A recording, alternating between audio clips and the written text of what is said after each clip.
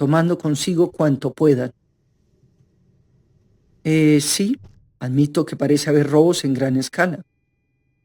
Así es, exactamente.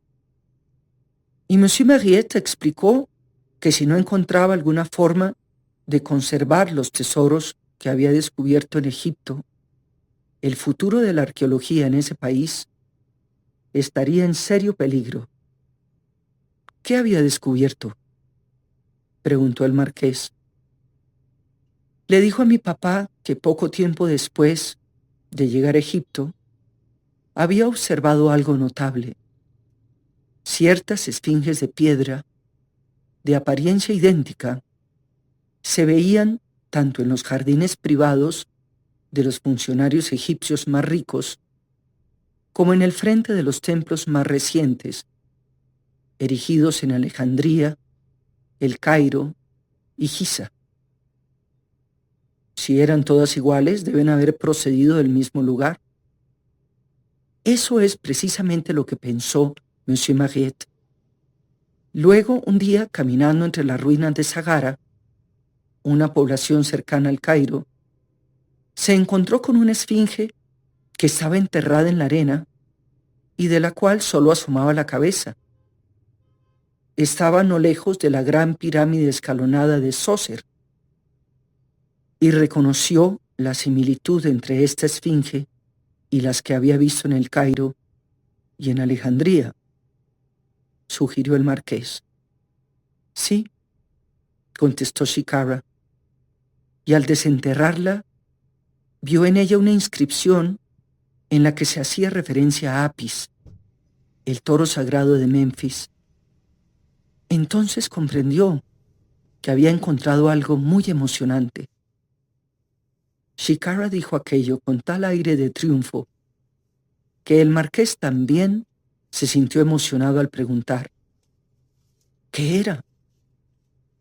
Monsieur Mariette comprendió que había descubierto la avenida de las Esfinges, que había estado perdida por siglos. Se conocía su existencia, pero se desconocía hasta entonces el lugar exacto donde se encontraba. ¿Qué sucedió? Contrató una cuadrilla de árabes, los equipó con palas y los puso a excavar. Extrajeron 140 esfinges. Imagínese. Comprendo que debe haber sido muy emocionante para él. Fue entonces cuando se sentó a escribirle a mi papá. Estaba haciendo todo por su cuenta y creo que necesitaba un arqueólogo de renombre mundial que lo apoyara. Después de todo, como decía en su carta, había sido enviado a Egipto a comprar manuscritos. Así que tu padre se fue tras él, ¿no?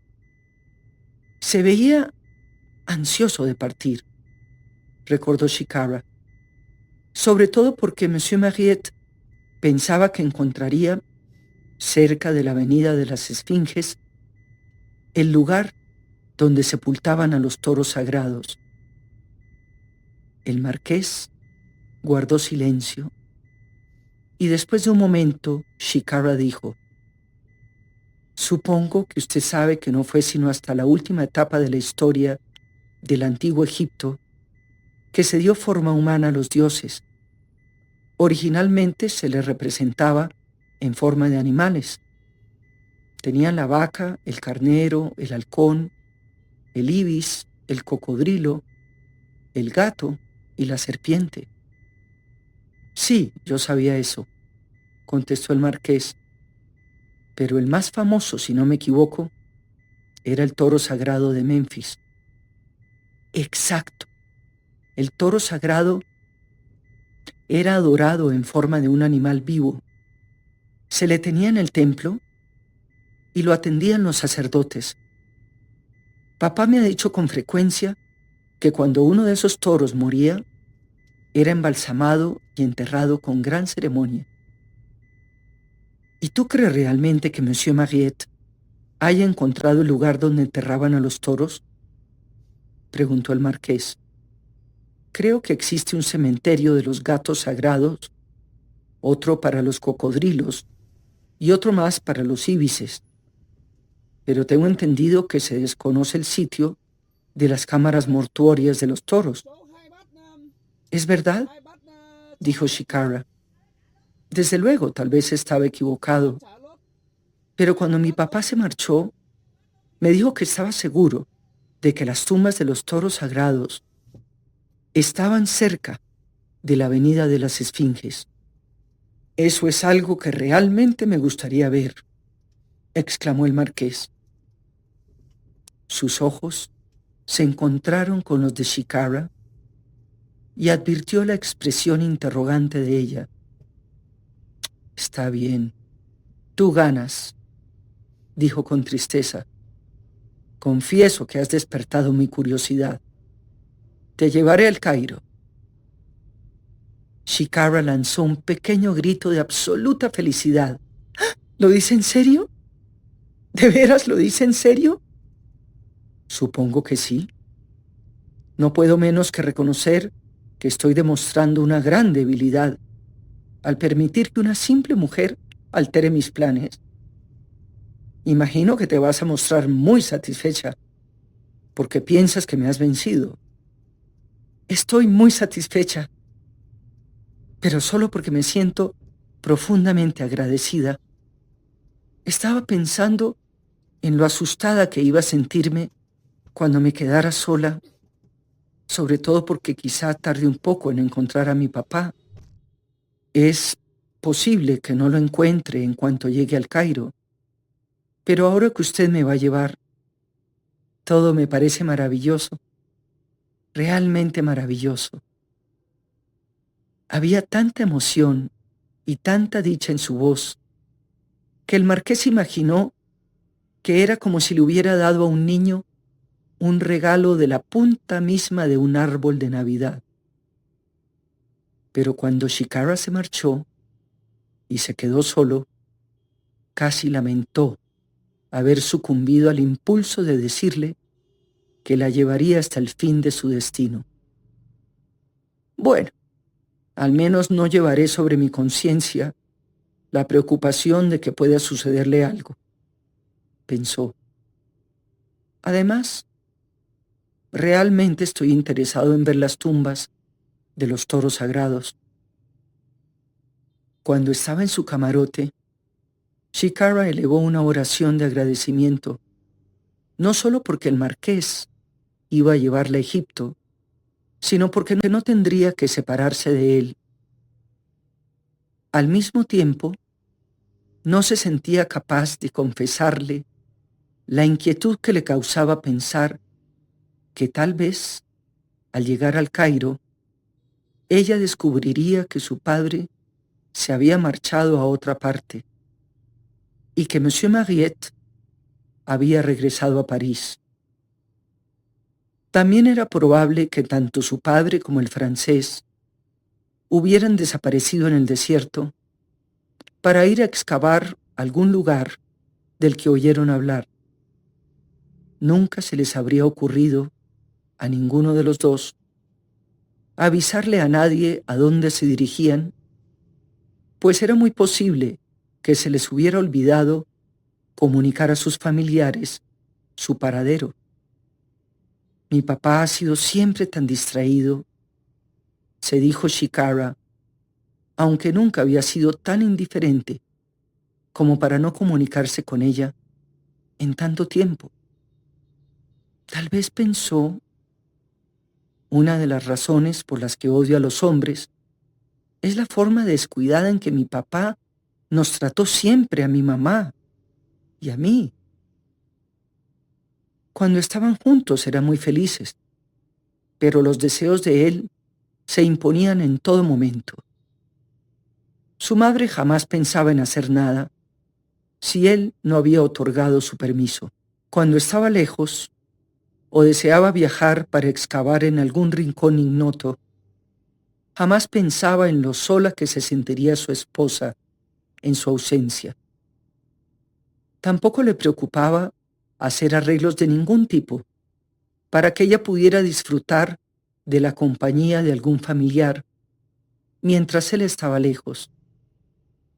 Yo creo que mi papá es muy egoísta, le había dicho Shikara a su madre en cierta ocasión. Pero su madre se había concretado a sonreír y a contestarle casi riendo. ¿Qué hombre no lo es? Los hombres gobiernan el mundo, Shikara. Mientras más pronto te des cuenta de ello, mejor. Una mujer es solo algo secundario para un hombre. Antes que ella está su trabajo y sus intereses. Los hombres que Shikara había conocido parecieron confirmarle lo que su madre solía decir. Todos eran egoístas, y su mundo giraba en torno a ellos, particularmente en el caso de su tío. No es de sorprenderse, se dijo Shikara, que yo no haya estado preparada para alguien como el marqués.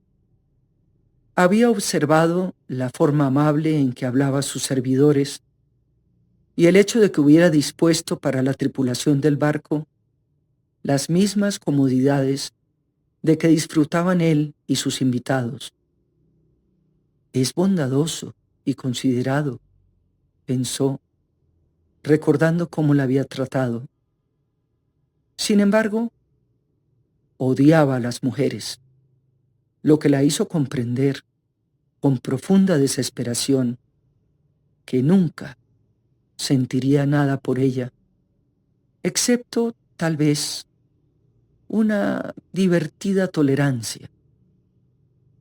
Y como estaba enamorada, le pareció que el tiempo se precipitaba sin remedio hacia ese momento inevitable en que una vez que hubieran llegado a su destino y él hubiera visto las tumbas de los toros, el marqués le informaría que regresaba a Inglaterra y ella no lo volvería a ver jamás.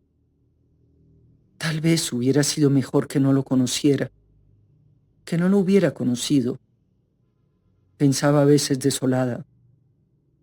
Sin embargo, debido a la pasión que la consumía, sus ojos brillaban y se veían más encantadora que nunca.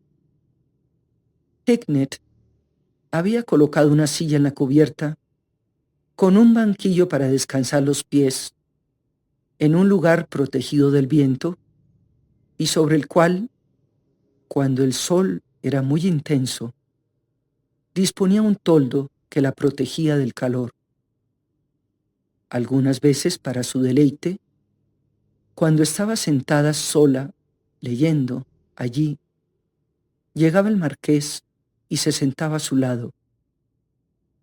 Y como ahora sabía que él estaba interesado en la mitología egipcia, le contaba muchas de las cosas que había aprendido de su padre. Estoy ansiosa de verdad de conocer Alejandría, dijo Shikara en una de esas ocasiones. ¿Por alguna razón en particular? Si he de ser sincera, y tal vez porque soy mujer, creo que se debe a que en Alejandría estaba el palacio de Cleopatra y las tumbas de ella y de Marco Antonio. Yo me había olvidado de eso, dijo el marqués. Estaba más interesado en el hecho de que fue la ciudad de Alejandro el Grande y de que en la isla de Faros estaba una de las 7 maravillas del mundo antiguo, el famoso faro de Alejandría. A mí me gusta recordar que Menelao trajo a su bella esposa Helena a Egipto después de la caída de Troya, contestó Shikara, y posteriormente volvieron a Esparta, cargados de valiosos recuerdos de la visita. Me imagino que una vez que lleguemos a Egipto, tendremos mucho que discutir, dijo el marqués sonriendo. Tú querrás ver las joyas y los palacios, pero yo estaré pensando en el gran faro y en la luz que ardía todo el tiempo y que era enviada en forma de gigantesco rayo a través de una lente de piedra transparente. ¿Qué sucedió con el faro? No recuerdo haber oído nunca la historia de cómo desapareció. El arquitecto que lo construyó hizo una rampa en espiral que permitía alimentar fácilmente el fuego. Por la rampa podían subir caballos e incluso carretas hasta lo alto del faro, y la luz podía verse a una distancia de casi 150 kilómetros mar adentro. Entonces, ¿se quemó?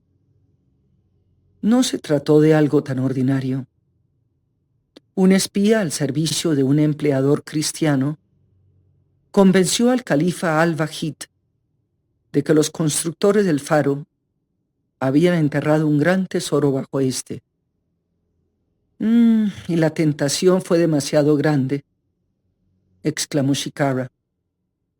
Así es, reconoció el marqués. Se hicieron excavaciones. El enorme faro se vino abajo y se hizo pedazos. Nada de lo que al-Wajid o sus trabajadores hicieron logró volver a ponerlo en pie. ¡Ay, qué tristeza!, dijo Shikara. Así que fue destruido por la codicia. Eso me temo, murmuró el marqués. Del mismo modo que la codicia, de acuerdo con el amigo de tu padre, Monsieur Mariette, nos está privando de los asombrosos tesoros que Egipto debe ocultar en sus arenas y cuyo conocimiento beneficiaría al mundo entero. Eso hace nacer en mí deseos de luchar, como está luchando mi papá por preservar el pasado, dijo Shikara. Como simple mujer que eres, replicó el marqués provocándola, creo que en lugar de eso, debías preocuparte de tu propio futuro. Capítulo 5. Así no puedo creer que estoy en verdad aquí, dijo Shikara. ¿Dudaste alguna vez de tu propia determinación?, preguntó el marqués. Ella le sonrió. No, en realidad no, porque sabía que debía buscar a mi papá de algún modo. Pero casi no puedo creer que usted haya dicho en serio que íbamos a navegar por el Nilo en su yate. Se había mostrado más y más emocionada a medida que se acercaban a Alejandría, y cuando ya casi llegaban a Egipto, el yate recorrió por interminables kilómetros el afluente del Nilo, un Nilo de aguas color rojizo que arrastraba grandes cantidades de barro. De pronto aparecieron, en la línea plana del horizonte, primero las obras que se realizaban en las afueras de la bahía, después las cúpulas del palacio del Khedive y por último la bahía en todo su esplendor. Desembarcaron en Alejandría y fueron recibidos por mendigos, vendedores ambulantes y ciertos magos llamados por los turistas Gali Gali, que realizaban milagrosos trucos con pollitos. Tanto Shikara como el marqués estaban ansiosos de continuar al Cairo y pronto dejaron Alejandría y empezaron a avanzar por el ancho río, cuyas riberas se elevaban a alturas de casi 7 metros, hasta llegar a los campos de sembradío. Todo lo que veía tenía para Shikara especial encanto. Las cosechas, color esmeralda, de maíz y de caña de azúcar, la tierra, que parecía de chocolate, en los lugares en que el arado manual de madera la había removido, y los espesos platanares o los grandes grupos de palmeras de dátiles. Notó en los campos que el felá, o peón egipcio, inclinado sobre su azadón, usaba el mismo tipo de implemento que su padre le había mostrado en los museos como originario del año 3000 a.C. Otros, desnudos hasta la cintura, caminaban tras un arado tirado por 2 bueyes negros o un camello. Y el arado, como Shikara bien lo sabía, era igual a los que vería posteriormente en las pinturas de las tumbas. A pesar de que se había inaugurado en fecha reciente el ferrocarril que iba de Alejandría al Cairo, el Nilo conservaba aún un tráfico considerable. Las velas, blancas y oblicuas, se hinchaban con el ligero viento y los barcos se deslizaban silenciosos hacia un lado y otro del río. En lo alto de las orillas se veía pasar a camellos en pequeñas hileras y asnos, casi siempre sobrecargados, que trotaban entre el polvo. En el lodo negro de los canales, hombres semidesnudos daban vuelta continua a las asas de los barriles que sacaban el agua del Nilo en la misma forma primitiva como venían haciendo desde tiempos inmemoriales. Mientras viajaban por el río, Shikara y el marqués hablaron de la historia egipcia y ella descubrió que él estaba muy interesado en la campaña que Napoleón había realizado allí en 1796. ¿Comprendes?, le preguntó a Shikara, que Napoleón se embarcó con una flota de 328 barcos que llevaba 38,000 hombres a bordo. Era una fuerza tan grande, casi como la que llegó a comandar Alejandro. Detesto a Napoleón, exclamó Shikara. Es el caso típico del hombre que tiene que ser siempre el conquistador, sin importar la crueldad y los sufrimientos que ello implique para los demás. Pero debes reconocer que era un soldado sin par. No aceptó nada, contestó ella. No le importaba cuántos hombres morían en sus campañas. Fue justicia poética que Nelson descendiera en su propia flota, como un ángel vengador, sobre la flota napoleónica, y que con un gran número de soldados franceses quedaran ciegos por el mal egipcio de los ojos. En el fondo eres una jovencita sedienta de sangre. Me gusta la gente que construye el mundo, no la que lo destruye, dijo Shikara.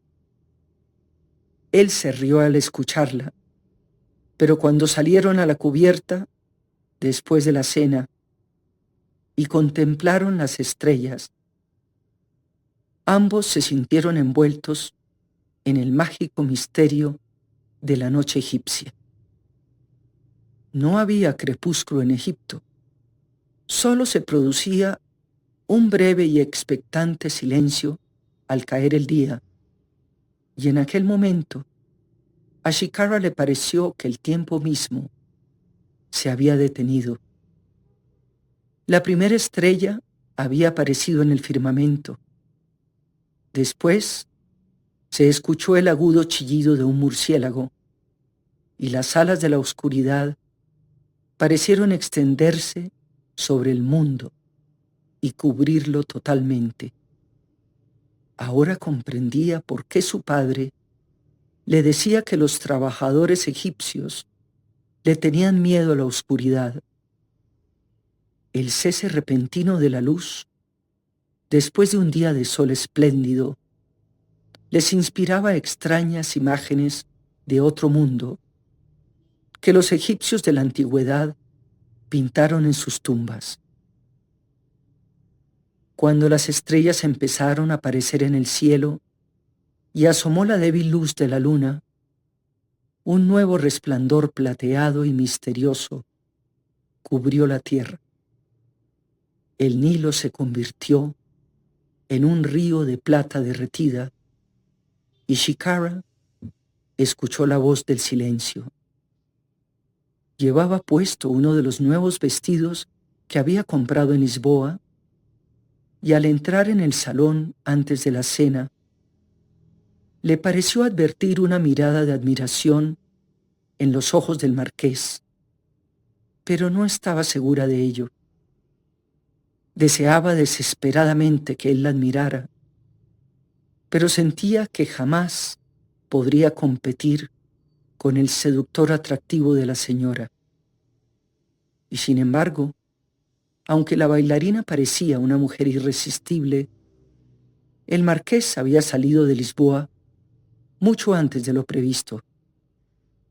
¿Y acaso no había dicho aquello de lo bueno poco para que no fastidie? Chicara se preguntó con cierta tristeza cómo un hombre podía aburrirse de una mujer tan encantadora como aquella. Pero ello se debía a la antipatía que él sentía hacia todas las mujeres, incluyéndose ella misma, por supuesto. Cuando él se situó a su lado, en la cubierta, ella sintió intensamente su presencia. Todos los nervios de su cuerpo parecían estremecerse, porque él se encontraba cerca. ¿Qué es lo que ves?, preguntó él. ¿Qué estás buscando? Ella lo miró sorprendida. No esperaba que fuera tan perceptivo como para advertir que una parte de su ser volaba hacia Egipto, sintiendo que, espiritualmente, aquel país guardaba algo especial para ella. Como no podía explicar en palabras lo que sentía, dijo: estoy tratando de imaginarme a la gran barca de Cleopatra en el momento en que llegó por estas mismas aguas para encontrarse con Marco Antonio.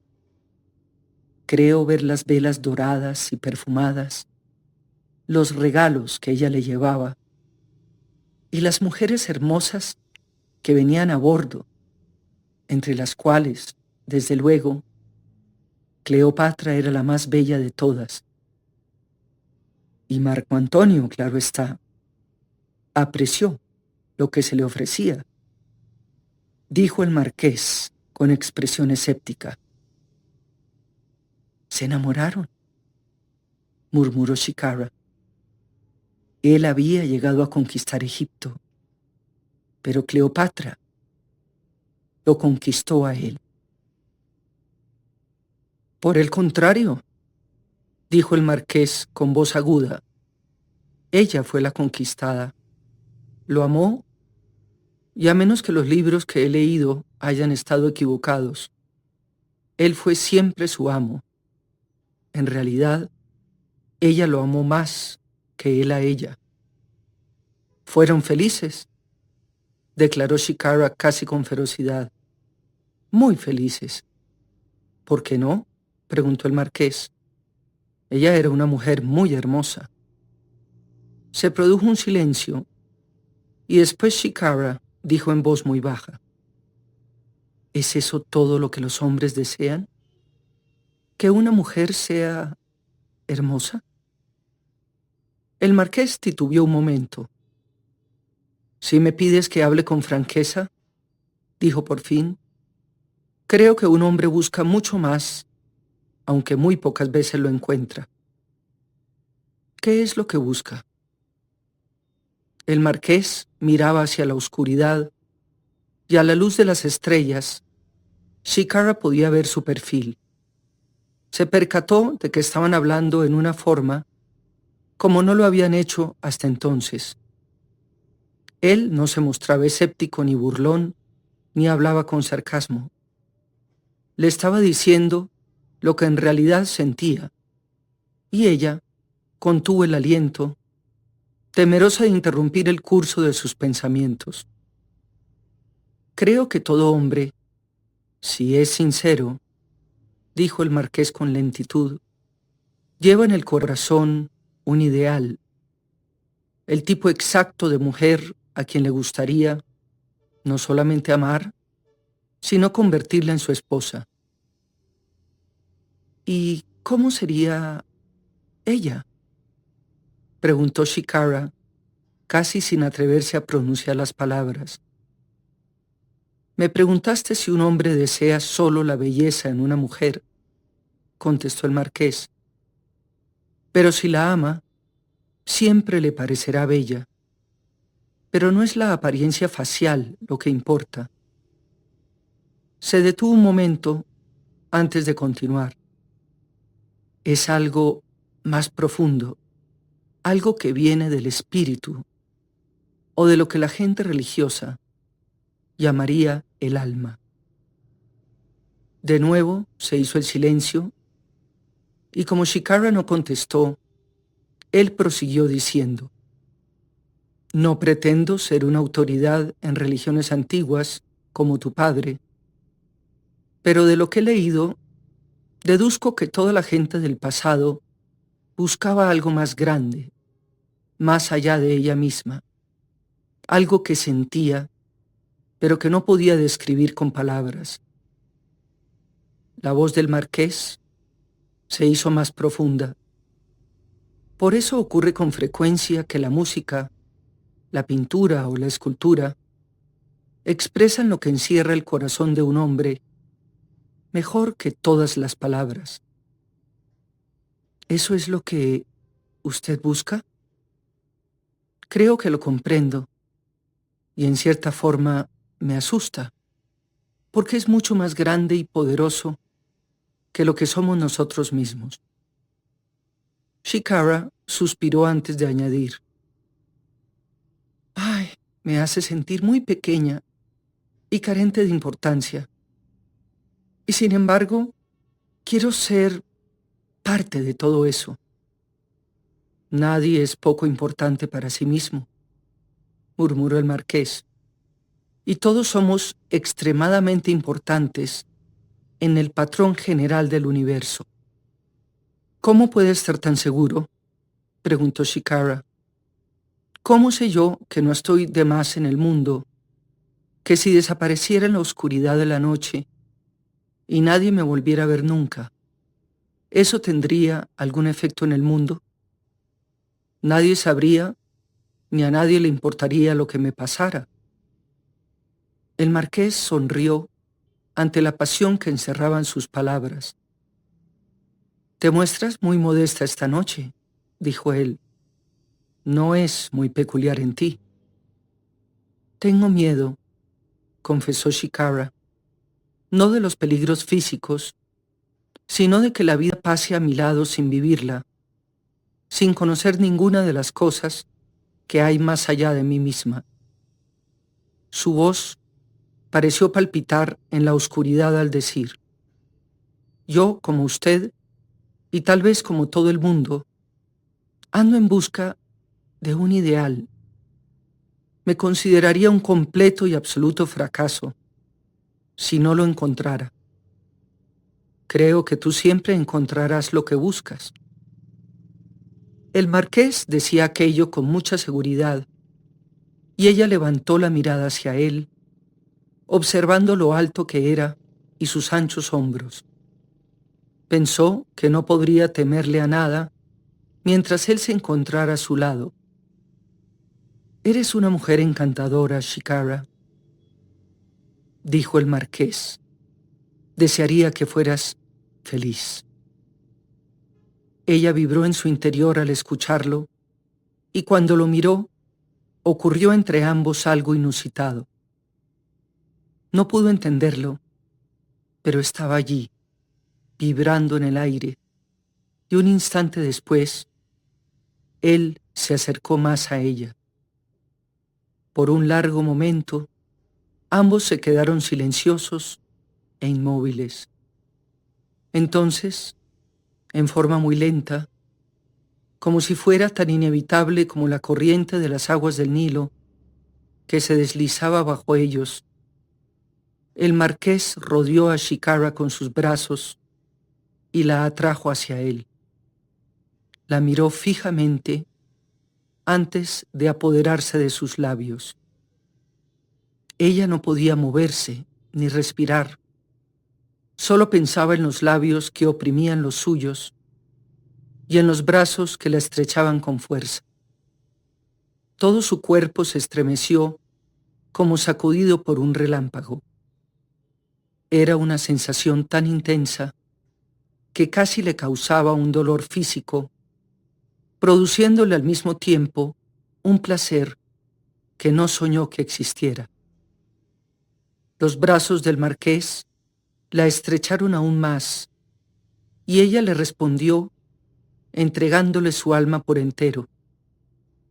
Los besos de él se volvieron más exigentes hasta que Shikara sintió que ya no se pertenecía a sí misma. Sus labios eran los labios del marqués. Su cuerpo era el de él.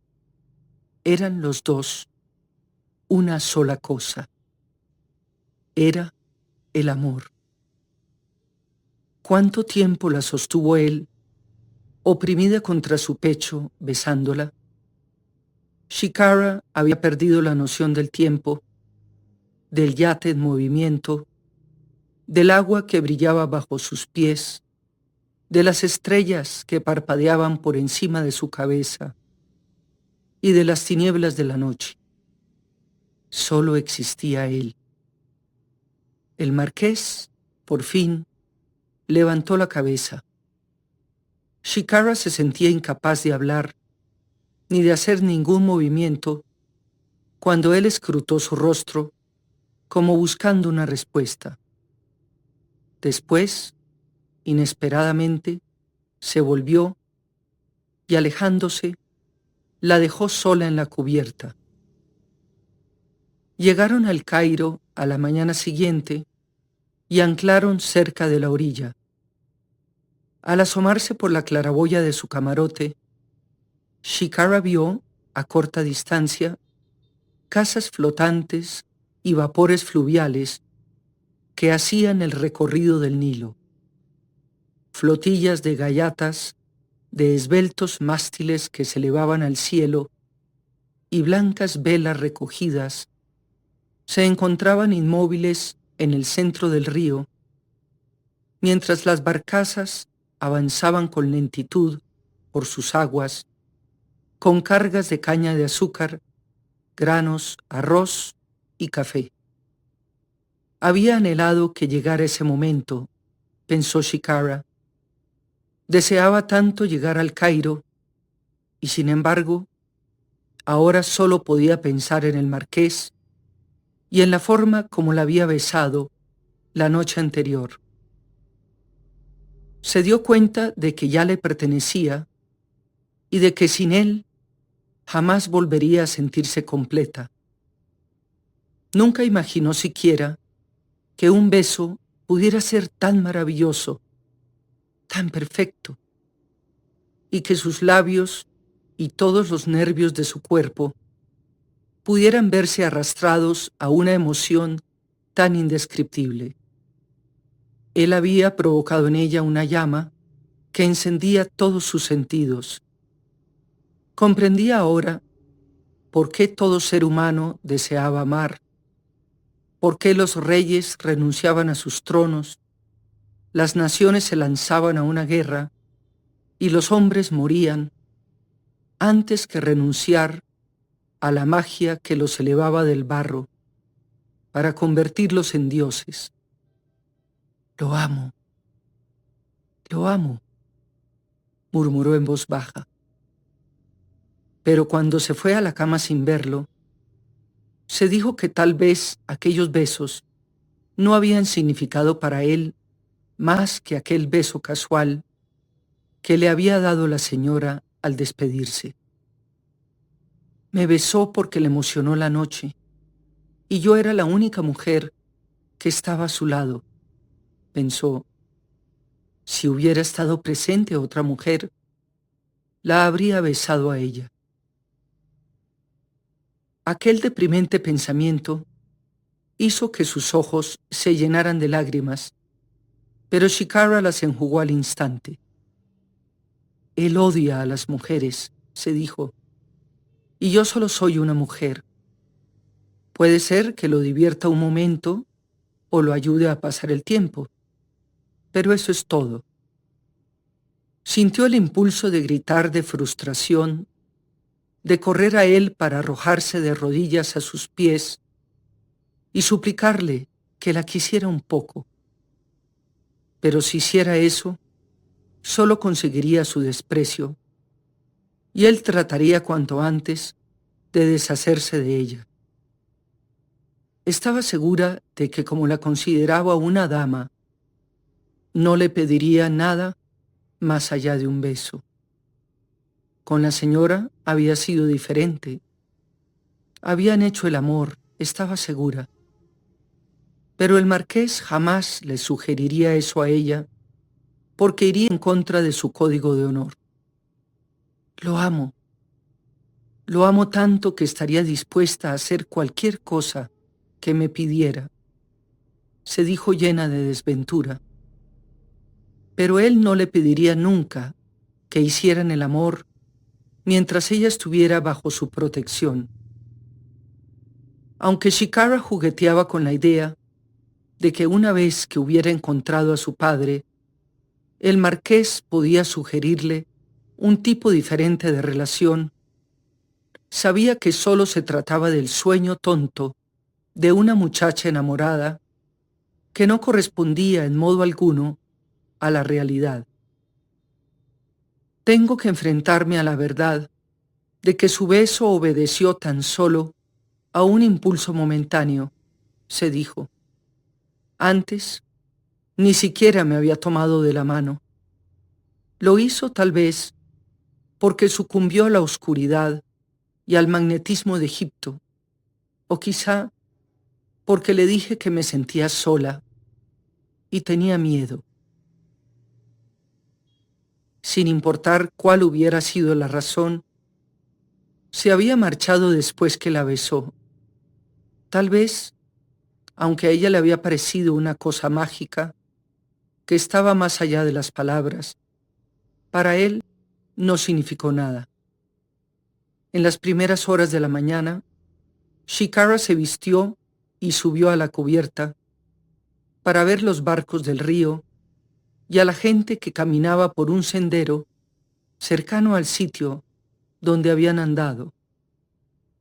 Podía ver las mezquitas y los minaretes que se elevaban por encima de los techos de los edificios del otro lado del agua.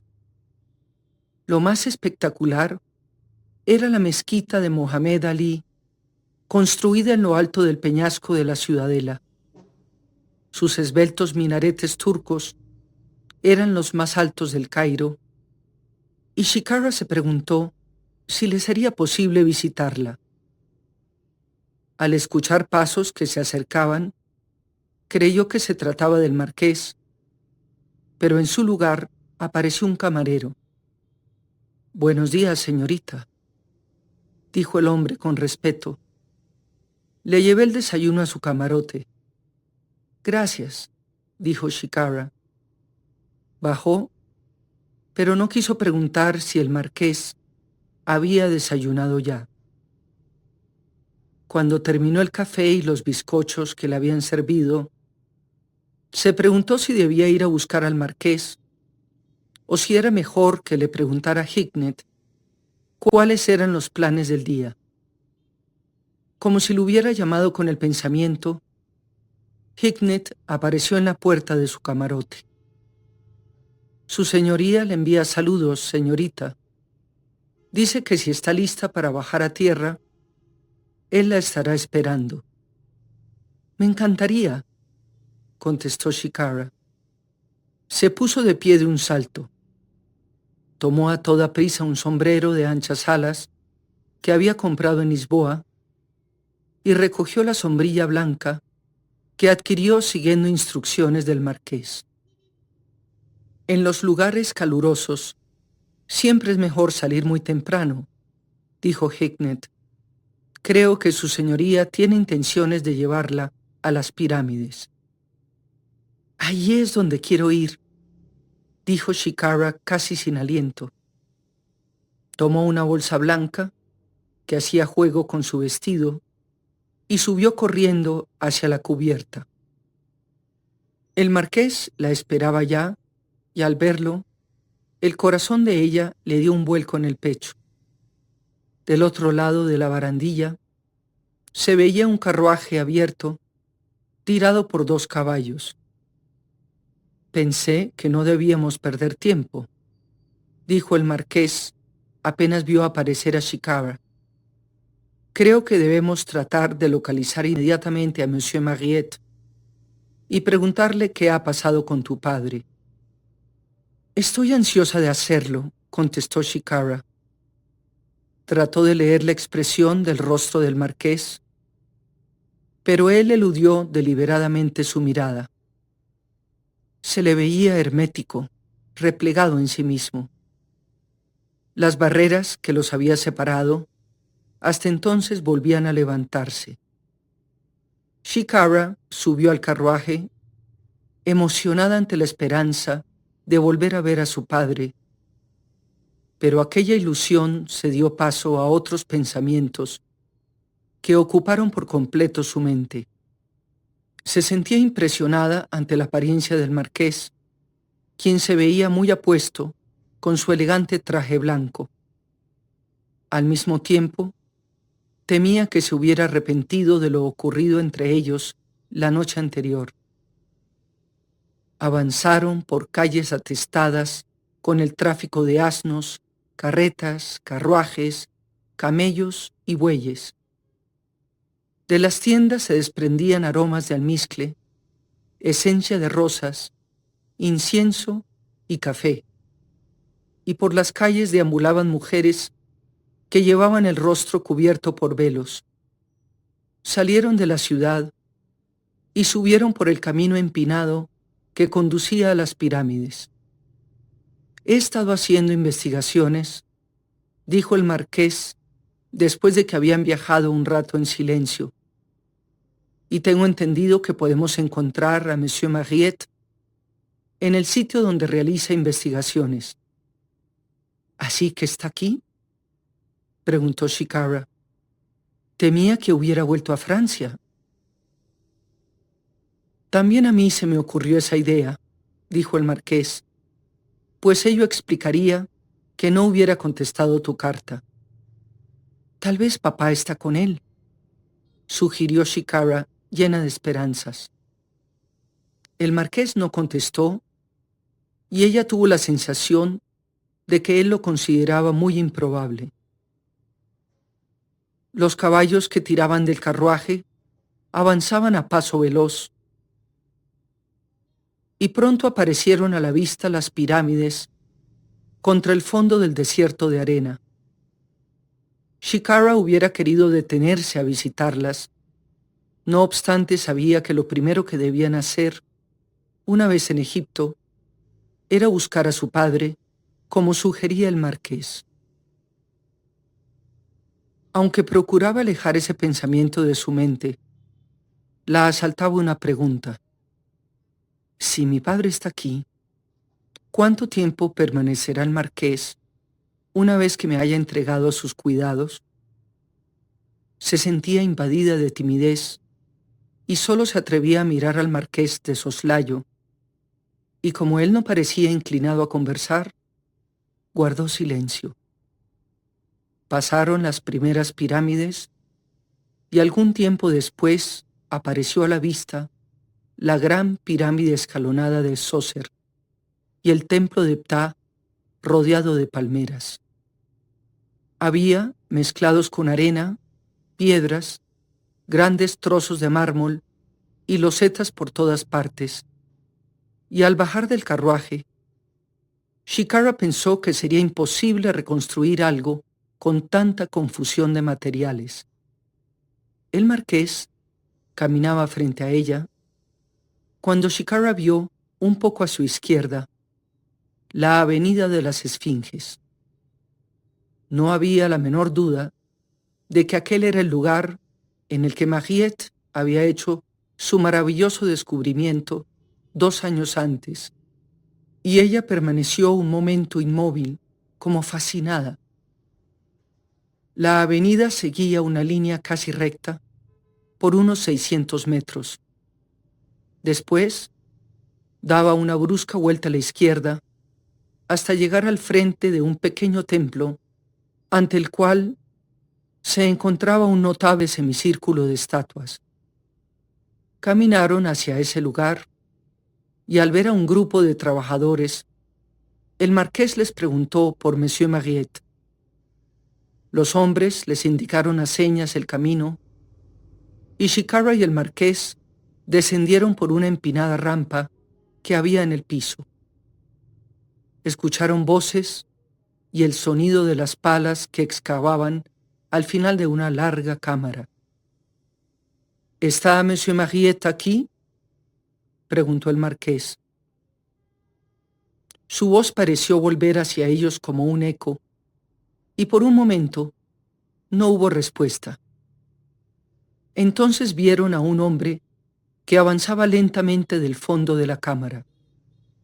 Posteriormente, Chicara habría de saber que el lugar en que se encontraban era la cámara mortuoria de los toros sagrados. ¿Me buscaba, monsieur?, preguntó en francés. ¿Es usted Monsieur Auguste Mariette?, insistió el marqués. Oui, monsieur. Soy el marqués de Linwood, y he traído conmigo, para que hable con usted, a la hija del profesor Richard Bartlett, quien ha venido a Egipto en busca de su padre. Monsieur Mariette lanzó una pequeña exclamación de asombro. Entonces, volviéndose hacia Chicara, extendió las manos hacia ella. «Mademoiselle», exclamó, «su padre me ha hablado con tanta frecuencia de usted que siento como si ya la conociera». Chicara hizo una pequeña reverencia y se sorprendió un poco cuando el francés le tomó las dos manos y se las llevó a los labios, una tras otra. «Me siento honrado, profundamente honrado, de que haya venido hasta aquí», dijo Monsieur Mariette, «y solo quisiera tener mejores noticias que darle sobre su padre». «¿Ha muerto?», preguntó Chicara en voz baja. Monsieur Mariette hizo un pequeño gesto impreciso con la mano. «A decir verdad, mademoiselle, no lo sé». «Entonces, ¿en dónde está? ¿Qué pudo haberle pasado?». «Debo explicárselo», contestó Monsieur Mariette. Tenía subidas las mangas de la camisa y no llevaba corbata. Sin embargo, aun con la ropa cubierta de arena, había en aquel hombre una dignidad y un aire de autoridad que Chicara comprendió que inspiraban respeto a los demás. «¿No desea sentarse, mademoiselle?», sugirió él mirando vagamente a su alrededor. Había algunos trozos grandes de piedra, y como el hombre parecía esperar que lo hiciera, Chicara se sentó en uno de ellos, aunque el marqués permaneció de pie.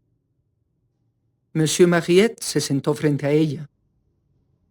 «¿Qué sucedió?», preguntó Chicara con ansiedad. «Su padre, como usted sabe, se unió a mí hace más de un año», empezó a decir Monsieur Mariette. «Fue entonces cuando descubrí las esfinges y tuve la idea de que la tumba de los toros sagrados no podía estar muy lejos». «Sí, eso fue lo que usted le dijo a mi papá en su carta».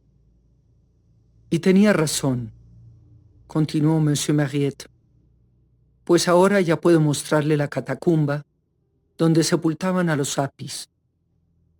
No solo he encontrado las bóvedas donde los dejaban, sino una tumba intacta, erigida durante el reinado de Ramsés II, que los ladrones no lograron violar». «¡Qué maravilloso!», exclamó Chicara. «¿Y mi papá estaba aquí cuando hizo ese descubrimiento?». «Sí, por supuesto. Eso fue el 19 de marzo del año pasado, y su padre empezó a catalogar el contenido de los sarcófagos». «¿Qué contenían?», una colección de huesos y otros elementos animales en muy mal estado de preservación. Pero había también una gran cantidad de pequeñas estatuas funerarias, adornos de oro y algunos objetos de valor incalculable. Si eso fue el pasado mes de marzo, dijo Shikara, ¿por qué mi papá no me escribió como solía hacerlo siempre? Estoy seguro de que intentaba hacerlo, mademoiselle, pero su padre estaba tan emocionado como yo ante el hallazgo de las catacumbas de los toros sagrados, y me temo que a ambos nos era imposible pensar en otra cosa.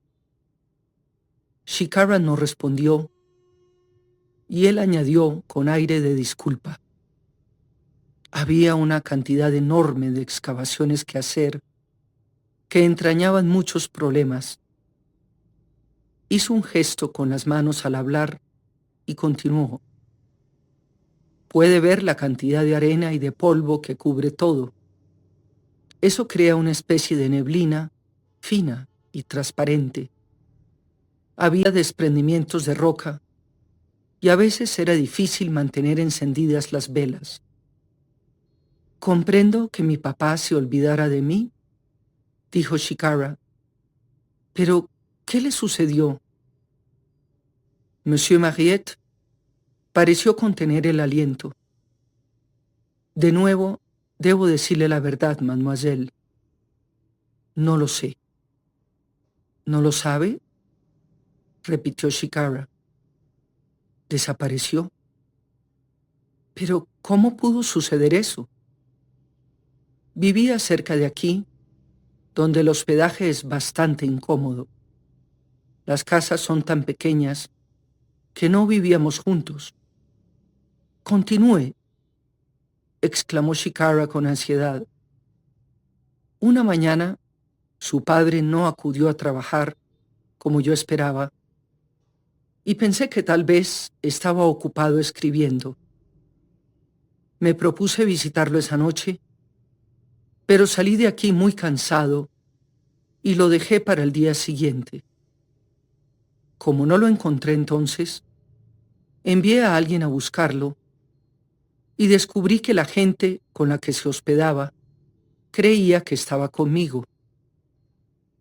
Monsieur Mariette hizo una pausa antes de añadir: no me sentí preocupado. Como usted sabe, su padre no solía dar muchas explicaciones y algunas veces se iba al Cairo si tenía que buscar alguna información allí o si precisaba herramientas especiales para limpiar los objetos que encontrábamos. Debe haberle parecido extraño que se ausentara así por tanto tiempo, comentó Shikara. Al principio no, pues aunque estábamos muy íntimamente ligados en el trabajo que realizábamos, a ambos nos gustaba hacer las cosas a nuestro modo y nunca interferíamos en la labor del otro. Sí, así es mi papá. Pero gradualmente empecé a preocuparme, continuó Monsieur Mariette, y descubrí que en efecto su padre había desaparecido. Pero, ¿cómo pudo suceder una cosa así?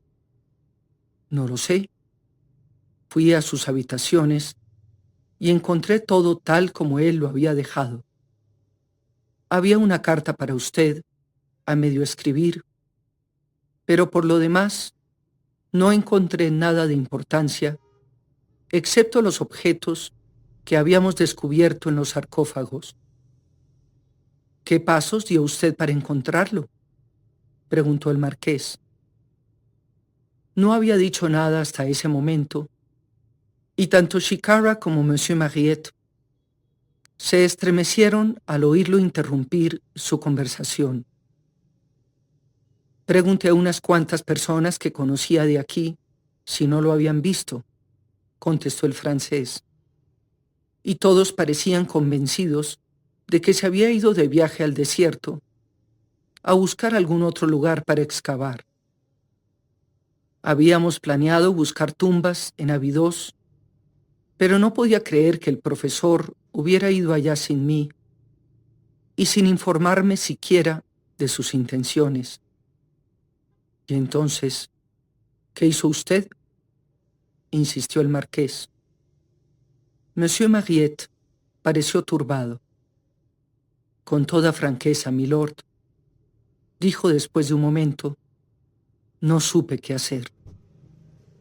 Sabía que al profesor no le habría gustado que se hiciera mucha bulla sobre sus actividades.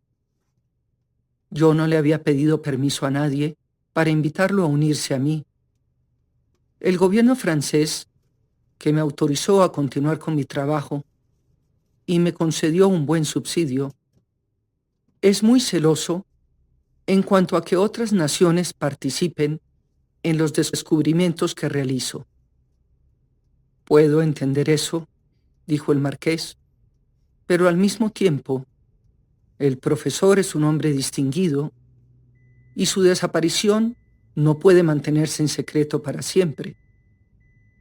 Me doy perfecta cuenta, contestó Monsieur Mariette, y tengo la intención de contratar a un detective para que emprenda una intensa búsqueda. Chicara comprendió y supuso que el marqués se había dado también cuenta de ello, que Monsieur Mariette, entregado en cuerpo y alma a sus excavaciones, había dejado pasar el tiempo sin hacer nada por buscar a su colega. Créame que lamento muy profundamente lo que ha sucedido, mademoiselle, le dijo el francés a Chicara, y le aseguro que el respeto y la admiración que sentía por su padre aumentó enormemente por la invaluable ayuda que me prestó mientras trabajamos juntos. Gracias, contestó Chicara. Sugiero, monsieur, dijo el marqués, que nos acompañe a almorzar a algún lugar. Como comprenderá, esta ha sido una impresión muy fuerte para la señorita Bartlett, y hay muchos detalles que le gustaría aclarar. Creo que podemos hacerlo en circunstancias mucho más cómodas que aquí, en el polvo y la oscuridad. Desde luego, milord. Tendré mucho gusto en hacer lo que ustedes me pidan, contestó Monsieur Mariette, aunque Chicara no pudo menos que sentir que él lamentaba las horas que pasaría lejos de sus excavaciones. Deseando halagarlo, le preguntó si podría ver alguno de sus descubrimientos. Los ojos del hombre se iluminaron y su voz se llenó de entusiasmo mientras la conducía a lo largo del corredor que se extendía frente a numerosas cámaras que contenían los restos momificados de los toros. El ambiente era extraño, impresionante, peculiar a todos los sitios asociados con la muerte y los sepulcros. Pero a ella le interesaba profundamente todo lo que estaba viendo y se dio cuenta de que el marqués parecía fascinado por todo lo que les mostraba Monsieur Mariette. A Chicara le maravillaron las inteligentes preguntas que hizo el marqués y los conocimientos que demostró tener acerca de los toros sagrados. Mientras iban pasando de una a otra cámara mortuoria, Mariette les mostró los sarcófagos donde estaban sepultados los toros. Eran de granito negro y rojo, tallados en una sola pieza que pesaba unas 72 toneladas y medía 3 metros de altura. ¿Se han cometido muchos robos aquí?, preguntó el marqués, cuando emergieron de la oscuridad hacia la luz del sol. He descubierto 2 tumbas intactas, contestó Monsieur Mariette, pero desde luego los ladrones han causado daños considerables, no solo al robar las estatuas funerarias, sino al tirar varias paredes y dejar los techos en precarias condiciones. ¿Los robos se realizaron en la antigüedad o en tiempos recientes?, preguntó el marqués. Monsieur Mariette se encogió de hombros. Han existido pillos y ladrones en todas las épocas, contestó, pero cada vez los odio más, al darme cuenta de los muchos registros históricos que han destruido y de los